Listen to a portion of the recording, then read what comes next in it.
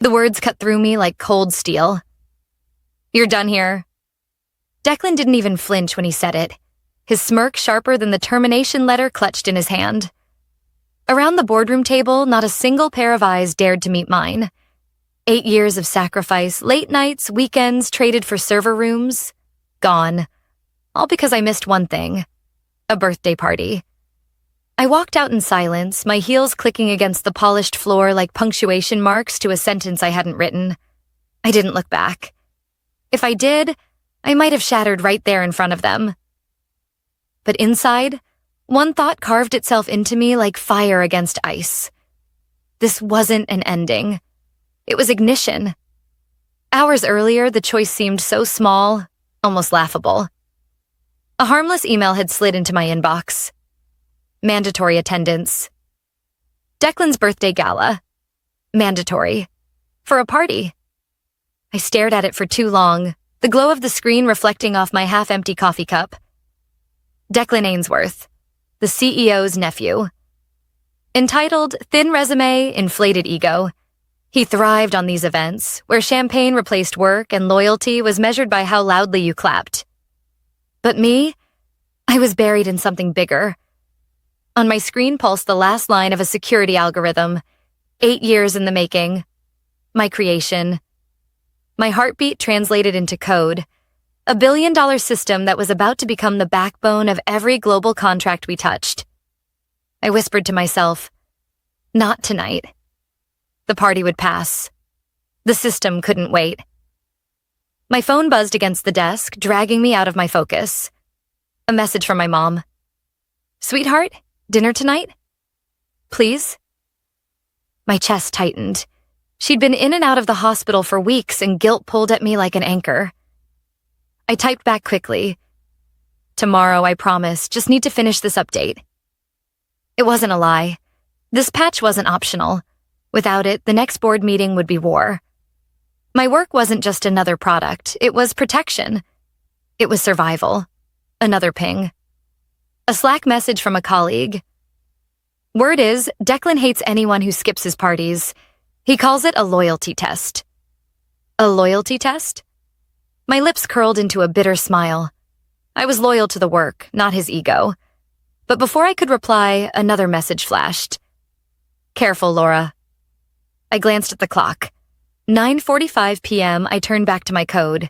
If this was truly a test, I'd already chosen my side. The next morning, I stepped into a room colder than winter. Declan stood at the head of the table, his navy suit pressed, his expression dripping with triumph. His uncle, the CEO, sat with arms folded, stone-faced. "Laura," Declan said, drawing out my name like it tasted bitter. "Thanks for joining us on such short notice." I gripped the back of a chair, waiting for context. My stomach twisted, but I kept my face still. "As of this morning," he said, voice smooth as glass, "your employment is terminated, effective immediately." For a second, the words didn't land. Terminated? My mind scrambled. Budget cuts? Restructuring? But no. His smirk told the truth. "You've shown a lack of commitment," he continued. "Skipping last night's event? Not a good look for someone in your position. We need team players who respect our culture. My throat burned. I was the culture. For 8 years, I built the architecture that protected this empire. While others played politics, I played firewall, patching vulnerabilities they never even noticed. And now I was disposable, erased by a man whose biggest achievement was blowing out candles on a cake. I wanted to scream, to call out the absurdity, to fight. But outbursts don't win wars. Silence does. So I smiled faintly, even as the floor tilted beneath me. But Declan wasn't finished. He leaned across the table, his eyes glittering with cruelty. "Don't ever think you're more important than my family." It wasn't a warning. It was a declaration. My work, my sacrifices, my mother's mounting hospital bills. None of it mattered. Not compared to his bloodline. I gathered my things, the scrape of the chair loud in the suffocating silence. Declan watched me the whole way, his smirk never faltering. And as the door shut behind me, one thought detonated inside me like thunder. You just made the cost of loyalty unbearable, Declan. And you're about to pay every cent. On my desk, an envelope waited like an execution order. Cream-colored, embossed with the company's logo, my name typed in bold. Beside it, my monitor glared white with a single line of text. Your access has been revoked. 8 years. Erased with one sentence. The office hummed with false normalcy. Phones rang, keyboards clacked, but no one looked at me. The same people who once praised me for saving multi-million-dollar contracts suddenly found the floor tiles fascinating. I tore the envelope open. 2 pages of sterile legal jargon. Return your badge by end of day. That was it. No thank you. No acknowledgement of the billions I had safeguarded. Just an order to disappear. My fingers dug into the paper until the edge cut my skin. I wanted to storm back into that boardroom, slam the agreement on the table, and spit Declan's arrogance back in his face. But I didn't. I couldn't. Instead, I packed slowly, every click of my keyboard echoing in my skull like a countdown. Then my phone buzzed. A text from an unknown number. 5 words that stopped my breath. Leave the building. Cafe 27. And then a name. Jonas Hale. The man who'd vanished a year ago. The former CFO. The strategist who once knew every secret this company buried.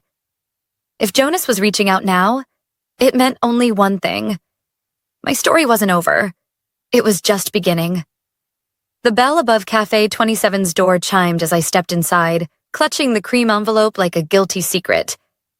The place was nearly empty, just the soft hum of the espresso machine and 2 baristas trading gossip near the counter. My eyes swept the room until they landed on him. Jonas Hale. He sat in the far corner, charcoal coat draped over the chair, silver hair catching the morning light. He hadn't aged so much as he'd hardened, like time had chiseled him into stone. When his eyes met mine, sharp as ever, I felt my pulse stumble. Laura, he said, rising slightly to pull out the chair across from him. Sit. I lowered myself into the seat, my hands tight around the envelope. My throat felt dry. Jonas had disappeared a year ago with no farewell speech, no LinkedIn update, no whisper of his next move. One day he was CFO of the company, architect of billion-dollar acquisitions. The next he was gone. The rumor mill said he retired quietly, but I never believed it. You're wondering why I called? He said, voice measured. I nodded. Words felt fragile in my mouth. Jonas leaned in, elbows resting on the table, his tone calm but deliberate. Before I walked out of that building, I set something in motion. For you? For me? The words slipped out before I could stop them. He smiled faintly, like a man savoring a secret. When you started building that algorithm, I knew its value.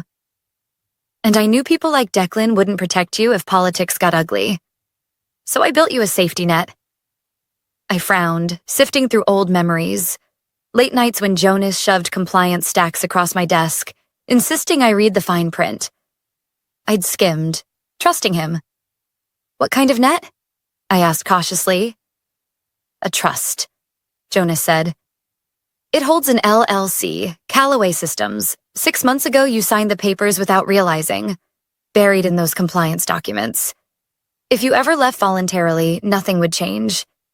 But if you were removed without cause, like you were yesterday, the LLC assumes ownership of your work. Every patent, every line of code. The words hit harder than Declan's smirk. My throat went dry. You're saying... Jonas reached into his coat and pulled out a small silver USB drive. He slid it across the table. The metal caught the sunlight, gleaming like a loaded weapon. Everything is on here. Your system, your patents, the licensing keys. As of this morning, the company has no enforceable claim. Legally, it belongs to you. My fingers closed around the drive. Its weight was electric in my palm. They fired you thinking they'd humiliate you, Jonas said quietly. Instead, they handed you the match that's about to set their house on fire. I sat back, heart pounding. I wanted to believe him, but my mind raced with questions. Could this really hold up? Contracts, patents, trusts. This wasn't the stuff I'd ever paid attention to. I built systems, not legal loopholes. They'll fight this, I whispered. Declan won't just roll over. Of course not, Jonas said. But they can't win. The patent is already approved, tied to the LLC. Their flagship product is locked without renewal keys. You hold those keys now. They'll try paperwork, threats, maybe even smear campaigns. None of it matters. They're trapped. I exhaled shakily, pressing the USB into my palm like an anchor. For the first time since that boardroom ambush, something other than despair flickered inside me. Not rage, not fear, something sharper. Hope. What do I do? I asked. Jonas leaned back, studying me. You decide how much you want them to bleed. Sell the rights to a competitor, negotiate from a position of power, or shut them down completely. The choice is yours. I stared at him, the enormity settling in. For years, I'd been the firewall that protected their empire.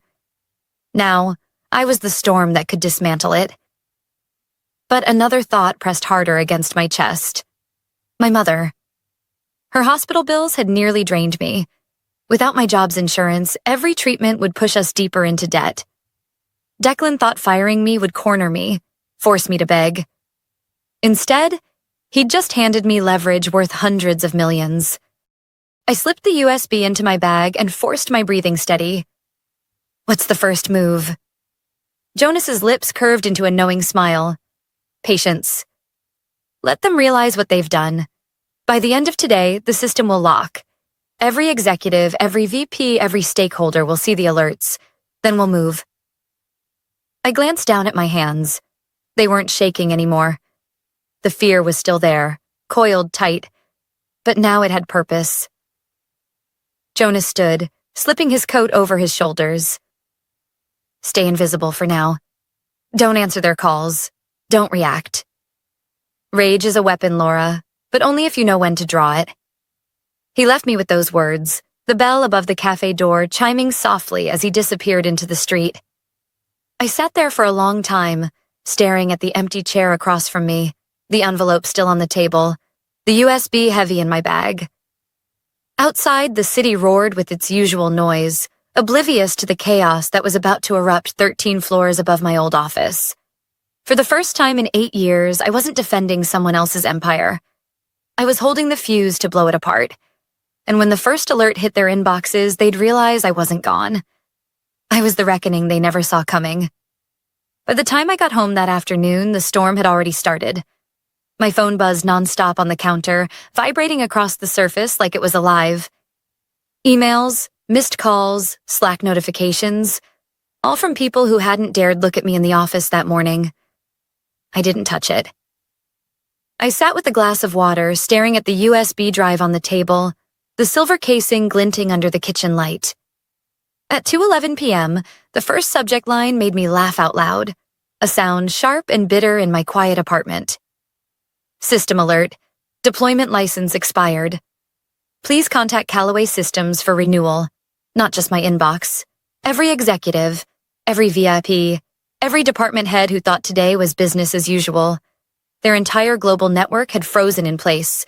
Updates suspended, patches locked, expansion projects stalled.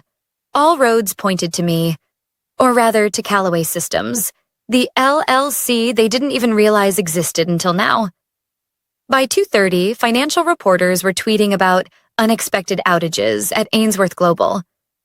I scrolled through the noise, calm on the outside, while something volcanic churned beneath my ribs. Inside that glass tower, I imagined the panic spreading like fire. Executives barking at IT teams, directors demanding answers.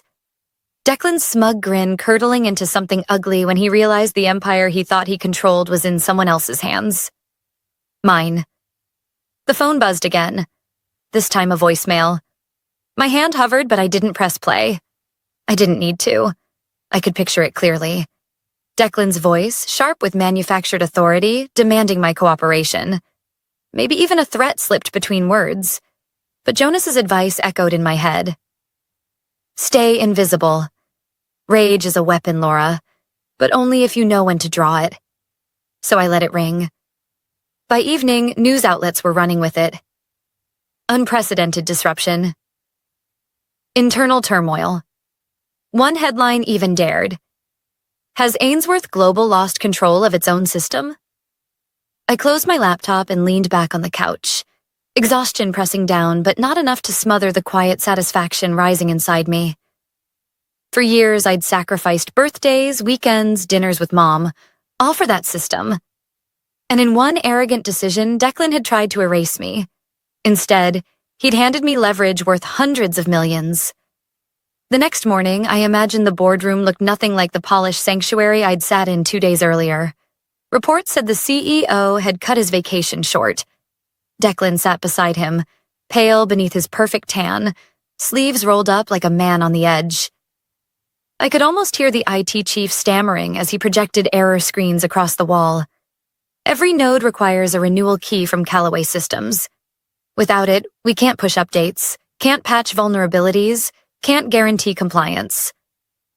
Then silence. Heavy, suffocating. Until Declan exploded. She can't do this. She signed a standard work for hire agreement. Except I hadn't. Jonas had made sure of that.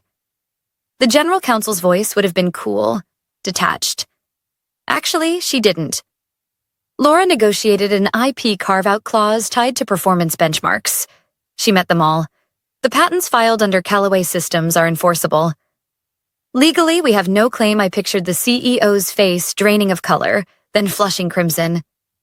We funded her salary. We paid for the infrastructure. That system belongs to us.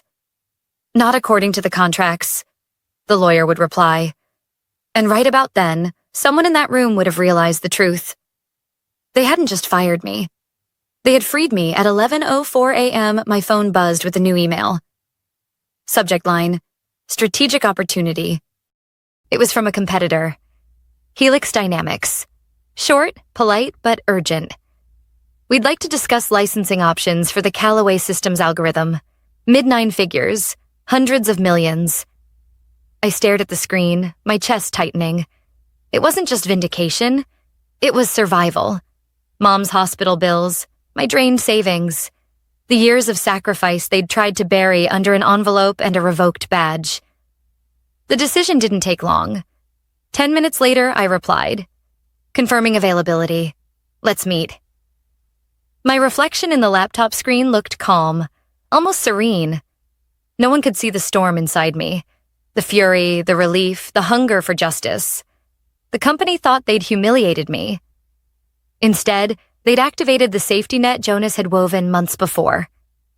By lunchtime, legal teams were scrambling, PR departments were drafting emergency statements, and investors were calling for answers. And me? I was sipping coffee in my kitchen, watching their empire unravel, one system alert at a time. That afternoon, another email arrived. This one from the CEO himself. Laura, let's discuss terms. You have 48 hours. I smiled. Finally, they understood. The countdown had begun. The email from the CEO sat on my screen like a dare. Laura, let's discuss terms. You have 48 hours, 2 days. That was all it took for panic to break through their arrogance. I didn't reply immediately. I closed my laptop, slid it into my bag, and walked to the corner cafe. Silence is strategy. Every extra hour without an answer tightened the noose. By the time I arrived, financial reporters were circling like sharks. Articles spoke of leadership turmoil and system paralysis. Declan's name appeared more than once, usually followed by words like nepotism and reckless. His golden boy shine was cracking. That evening, Jonas called. His tone was calm, but underneath I heard the satisfaction. They'll push hard tomorrow. Don't bend. They'll think filing emergency patents or contracts can save them. It won't. He was right. The next morning, my phone lit up with forwarded messages from contacts still inside. The boardroom had turned into a pressure cooker. The general counsel laid out a fragile plan. File an emergency patent. Argue prior ownership because the company had funded my salary and infrastructure. Risky, she'd admitted, but it's our only option. Declan, desperate for control, had seized it. Do it. File it now. We'll bury her in paperwork before she can blink. If only he knew. By 10 a.m., my phone buzzed with a push notification. USPTO filing confirmation. Callaway Systems, patent number 1,189,472. Approved 2 weeks ago. I exhaled slowly, almost laughing. Jonas and I had set the trap months earlier. They weren't chasing a loophole. They were running headfirst into a brick wall. Minutes later, another alert appeared. Emergency filing rejected. Existing registration on record. I pictured Declan's face when those words landed in front of him. His smirk fading, his bravado collapsing. I imagined the board shifting uncomfortably while the CEO's temper exploded across the room. Jonas messaged me a single word. Beautiful. I let myself smile. That afternoon, Helix Dynamics confirmed our meeting. The Grand Meridian Hotel. Ironic, considering it was the same place Declan had thrown his birthday gala just a week earlier. The party that started all this. Walking through the hotel's marble lobby, I kept my expression controlled. Cameras flashed nearby as journalists loitered, hunting for scraps of truth. I didn't stop. They didn't know my name yet. They would. Inside the suite, Helix's CEO greeted me with a firm handshake. Miss Callaway, we've admired your work for years. What happened at Ainsworth Global? Their loss is our opportunity. I sat across from him, smoothing my jacket, my voice steady. I'm not here to discuss the past. I'm here to discuss numbers. The negotiations were clinical, almost cold. Lawyers scribbled notes. Analysts whispered over spreadsheets. The first offer slid across the table. $320 million for global licensing rights, with expansion into 3 continents. I traced the figures with my eyes, keeping my face neutral. Inside, my pulse raced, but I remembered Jonas's advice. Control isn't in the reaction. It's in restraint. Well, review, I said calmly, standing. But know this, I'm not in a rush. The longer this drags, the more leverage I have. The CEO nodded, impressed. He knew I was right. Back at home, I drafted an email to the Ainsworth CEO. Subject, license renewal. Body, you have 48 hours. After that, the value of your company begins to evaporate. Choose wisely. No threats, no drama. Just a deadline and a truth they couldn't outrun. By the following morning, I heard the board had gathered again, this time with emergency legal teams. Stacks of contracts and laptops cluttered the polished table where I used to sit. Declan looked worn, his tie loosened, eyes bloodshot. We can fight this, he insisted. She's smart, but not invincible. The lawyer's response was sharp. With respect, Declan, she outmaneuvered us months ago. Every patent is filed, every clause airtight. The LLC owns everything. The CEO rubbed his temples, voice hoarse. So what do we do? Silence. For the first time, I imagined they truly saw me, not as an employee to discard, but as the storm they had created. That afternoon, the CEO finally replied to my message.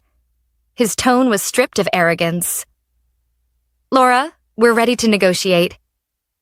I closed the laptop slowly, savoring the moment. Declan had wanted to test my loyalty. He'd succeeded, just not in the way he expected. The 48-hour clock was ticking, and now every second belonged to me. They walked into the conference room like men still pretending to own the room. The CEO's stride was stiff, his jaw locked tight.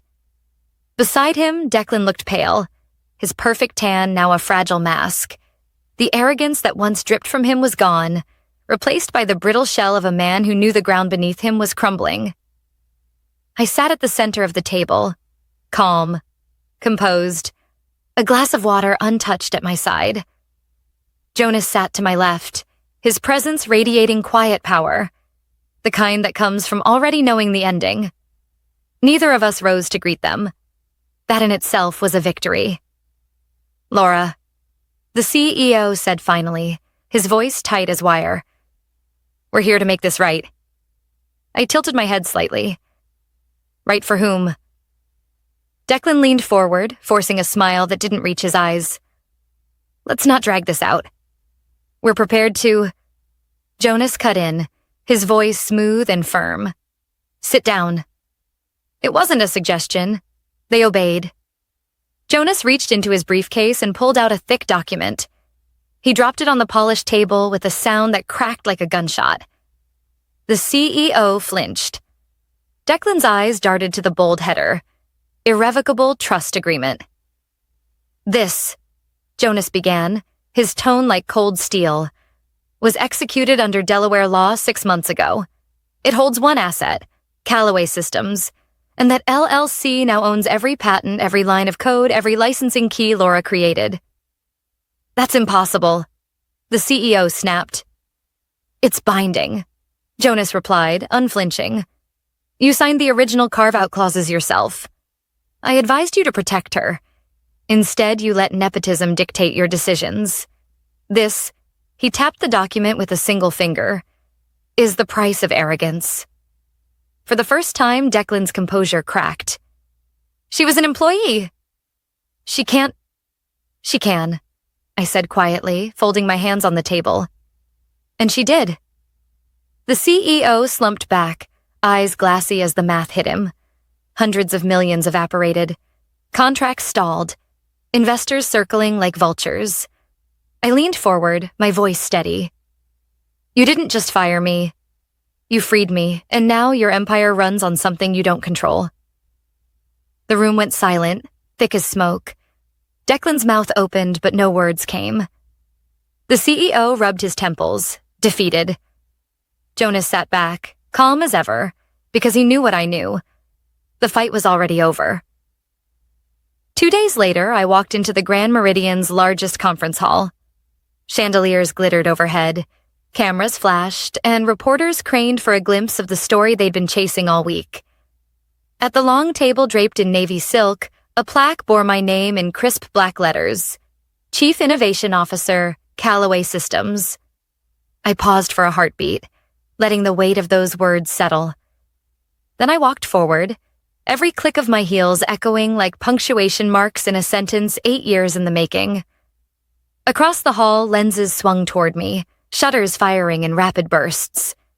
A week ago, I was slipping out of my office with nothing but an envelope in hand.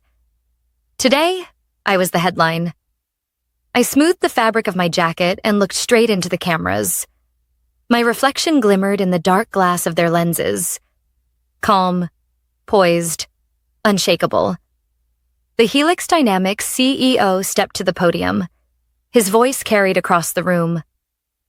"We are proud to announce a historic licensing agreement with Callaway Systems. Valuation, $940 million.